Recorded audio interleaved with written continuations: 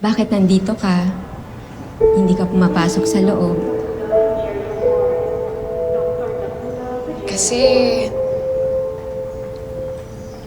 kakatanggal ko lang sa trabaho, tita. Nahiya naman akong pakita kay ate. Ayoko namang humarap sa kanya na punong-puno ng negative energy. At isa pa, tita, nakapag-down na pala ako sa ospital. Okay na. May awa ang Diyos. Kapit ka lang. Sige na, tita.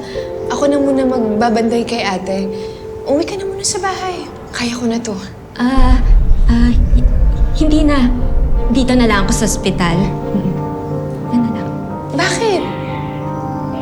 Magpahinga ka na muna sa bahay, tita. Okay lang ako. Hindi na. Dito na lang ako. Dito na lang ako sa ospital. Tita, may problema ba? Walang problema. Dito na lang ako. Lato po kayo siya. Rin ni Lazaro? Bakit po? May problema po ba? Hindi ikaw. Siya! Bakit po? Ano bakit mo ka dyan? Nagtatago ka pa?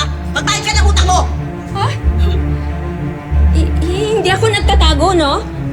Nandito ako sa ospital kasi may sakit yung pamangkin ko, binabantayan ko. Pasensya na, ma'am. Pero sa barangay na lang kayo magpaliwanag. Teka lang po, sir, Ano po ba yung atraso ng tita ko?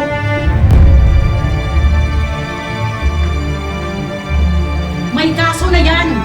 At may outstanding sa kasong estafa at bouncing checks. Estapadora yung babae niyan! Magbabayad ng cheque? Eh, talbog na pala! Ano yung kami ko? Palaro-laro ka ba sa sugalan ng amo ko? Ginawa mo pagkulaturol yung bahay mo? Eh, nakasanda naman pala! Napasupal na magkakain.